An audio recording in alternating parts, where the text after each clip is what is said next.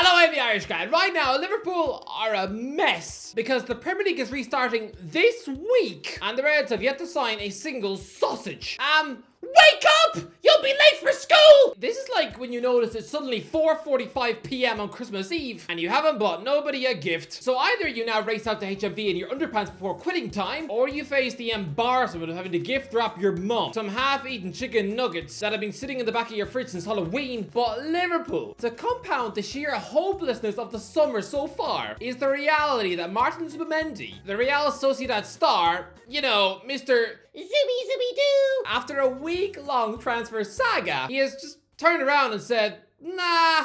I'm okay, actually. I like the Spanish mountains instead. Look, if it makes you feel better, this is a far more beautiful rejection than what you experienced a year ago. Last summer, Real Sociedad embarrassed your football club, legitimately turning down a £150 million club record move, the chance to become the most expensive ever acquisition by Liverpool Football Club by a mile, to instead sign up for a hollow 8-year contract at a club which just finished 12th. The Reds actually been told no by a Brighton and Hove Albion midfielder. Somebody would prefer to sign up for a circus of chaos at Stamford Bridge, but this is different. This isn't like when Caicedo turned down the lure and prestige of your wonderful club because he wants The London life. This wasn't the case of his wife nagging him because she wants to shop in Harrods, have brunch at the Shard, and spit at poor people on the tube. No, this is just a rare footballing tale of romance because Zubimendi is a 25-year-old midfielder who just helped Spain win Euro 2024, and yet he earns £48,000 a week. And he's happy with that. He would have earned at least, what,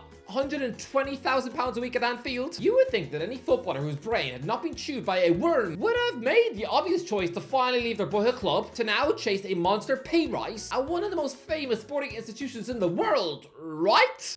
No! He's instead content to be getting paid the same weekly wage as the likes of Craig Dawson, Jack Stevens, and Rob Holding. This is one of the rare examples of a footballer who would not need his own cat to sign a double your money contract. I don't even want to know what Kurt Zuma would do to a cat to get his Saudi Pro League move back on track. In a world of just seeing how many footballers spilelessly agree to sell their soul for monster money in a league where there's probably more camels than supporters in the ground, it's actually been really depressing to see how many youthful stars are choosing to join the Saudi Pro League whilst in their 20s. Like Newcastle winger Alan Saint-Maximin, someone who I told the world not 2 years ago that he was world class. Gabri Veiga was a 21-year-old midfield wonderkid who had the world at his feet at Celta Vigo. He was a mini Fabregas, who could have been part of Spain's Euro 2024 winning squad this summer, but no, he decided to chase the bag with Al Ali instead, something even Toni Kroos publicly slammed as being embarrassing. Yeah, he hasn't started a football match since December, and is now about as popular as a pig with genital warts. The man self-sabotaged his own career, and all because he was lured away with the offer of £200,000 a week. I mean, that is more than 20 times what he was on at Celta Vigo, but still, he's just up against footballers who only recently took up the sport so they could get selfies with Ronaldo on the pitch. For the Liverpool fans to feel hurt and betrayed by Zubimendi turning you down in the last minute, well, now you know how Chelsea fans must have felt in 2005. The Reds had already endured this exact same romantic fairy tale before. It's just now they're the bad guys who were the ones trying to break up a homegrown marriage, because Sociedad boss Emmanuel Aquafil apparently reminded Zubimendi that he had promised the Sociedad fans that he would stay after his career highlight of winning Euro 2024. Yeah. Back in 2005, Steven Gerrard had just lifted the actual Champions League and immediately told the cameras, How could I leave after a night like this? Yeah, then he put in a transfer request the next day, demanded to quit for Chelsea, and then ultimately bottled the move. That is how Chelsea fans would describe it. I mean, come on. He had the chance to join the Premier League champions, work under I won't say it, but you know who! And strike up an almost impossibly world-class midfield trio alongside Lampard and Makelele. But he said no.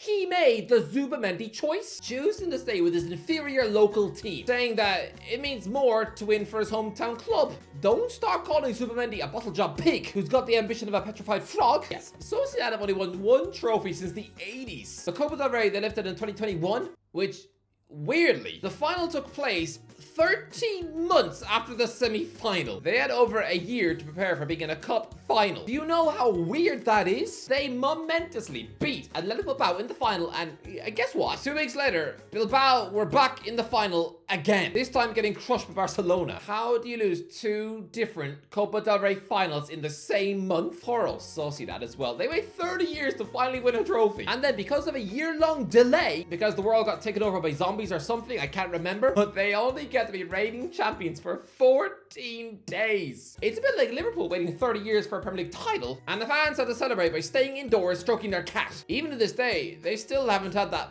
title parade that was promised, probably because the moment is gone. I would imagine it would be a bit like digging up your grandma to take her out for a belated 100th birthday meal.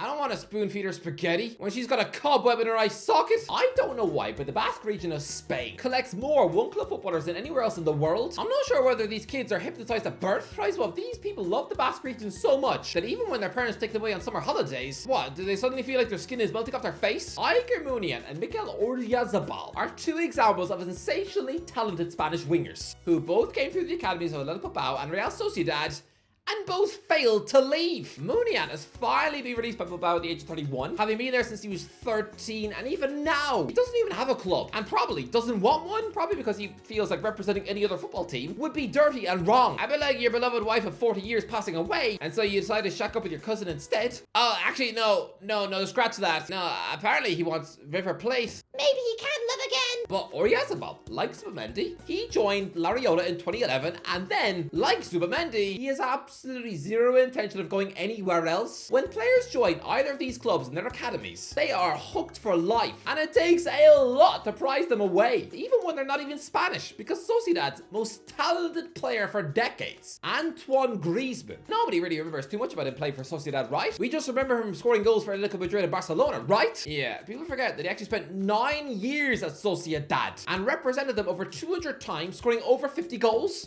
Tottenham actually tried to sign him as a replacement for Gareth Bale, but I would imagine the bloke would have probably rather eaten a spider sandwich than step into that Tim Sherwood mess. Sociedad get their claws into you. I mean, Azir Iliramendi was an academy midfield prospect who did steal himself away to Real Madrid after 5 years at Sociedad. But guess what? He was back after 2 years and gave them a further 8 years of service, sticking around long enough to help them win that Copa del Rey. I don't know why. Footballers from that region of Spain find it so difficult to leave, but they love the place. They don't want to go, which is refreshing for the future of football. Loyalty still exists, and it's in San Sebastian. And Sociedad fans will love this delicious irony and revenge story, because back in the mid-2000s, yes, Liverpool won both battles. Not only did they get to keep their homegrown midfield star, but they also got to steal Sociedad's, because Xabi Alonso, despite the bloke coming back to Sociedad to start his managerial career in 2019, he wasn't as loyal as Zubimendi has been. No, because both players, they came through the Basque club Antiguo before graduating into the Sociedad B team and then into the first team, but after just 4 seasons and less than 130 games, Alonso was happy to make that move to Anfield. He did what Zubimendi has chosen not to do, and that will have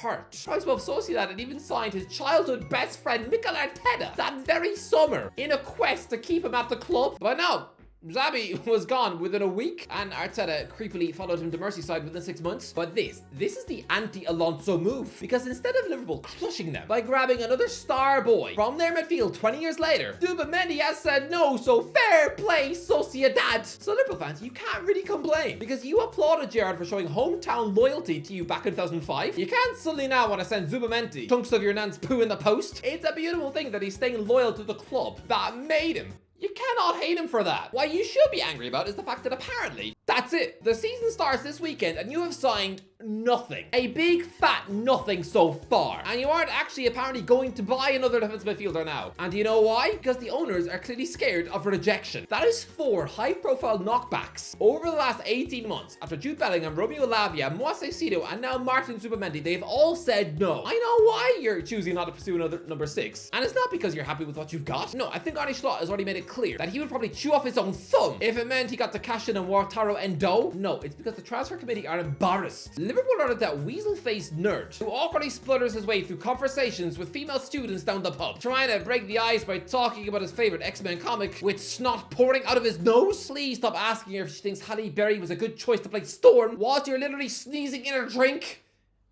Okay, I'll admit it, that was me. But it's like that same nerd, after being rejected multiple times, now just clams up for life. And to save himself any more public humiliation, chooses to make a pact that he's only going to consummate with his teddy bear for the rest of his life. But no, that is a pathetic move if true. Do not be that clammed up nerd who wants to preserve his pride. Go out there and sign yourself on number 6. Look, it is a shame to miss out on Zubimendi, but let's not rewrite history and suddenly pretend that he is some world-class linchpin of a midfielder. No, the real time for Liverpool fans to cry over not signing a Spanish midfielder was when you failed to sign David Silva from Valencia 15 years ago after being priced out of a deal. Weirdly, that was someone who was literally playing alongside Zubimendi at Sociedad a year ago. But yeah, Liverpool weren't prepared to pay the £20 million asking price. Lads, am I the only one who knows that a combination of David Silva and Luis Suarez would have been devastating beyond belief?